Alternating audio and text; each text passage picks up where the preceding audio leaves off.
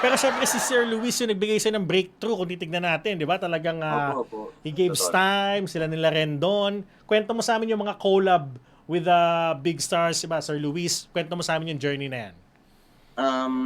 Unang-una po, drawing ko po muna siya, si ma'am ano po, yung misis niya po. Ma'am Jessie, yes. Miss Ma'am Jessie Jessie po. Menjola, yeah. Tapos, tapos sumunod po si Ma'am Tony Gonzaga po. Mm. Ay, si Ma'am Tony Gonzaga po pala muna po. Tapos ang lumabas po siya. Tapos yun, parang nag-message siya, bro, na-after yung ano, yung ginawa mo, ganun-ganun. Tapos isip pa tayo ng mga pwede natin gawin. Tapos inisip niya na, ayun po yung manga po, magiging manga po. Siya po yung nakaisip nun eh, kaya sige lang po na ano. Oo. Then, after Sobrang that, bait po. oo. Kaya laking pasasalamat po namin, lalo na po ako na napapansin po yung mga kagaya po namin na mga small content creator po. Yes, so syempre kudos kay Sir Luis Manzano for that. Talagang syempre malaki yung platform niya, malaki yung influence, pero kumbaga yung mga nagsisimula nabibigyan ng pagkakataon na mapansin, kumbaga magkaroon ng espasyo, di ba?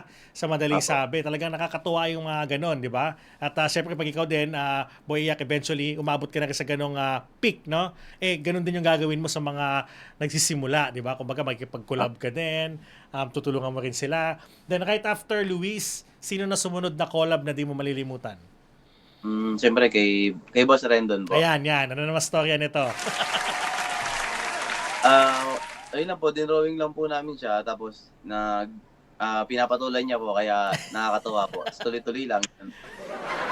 Correct, di ba? Yun ang maganda dyan, di ba? Oo. Kasi nagkutulungan pa sila ni Luis, di ba? Sa mga comment, di ba? Oo, yun. Opo. Gusto na nga po nila akong huntingin, pero hindi nila ako Hindi mo lang mapopost yung Tago po address mo, nagkatago ka.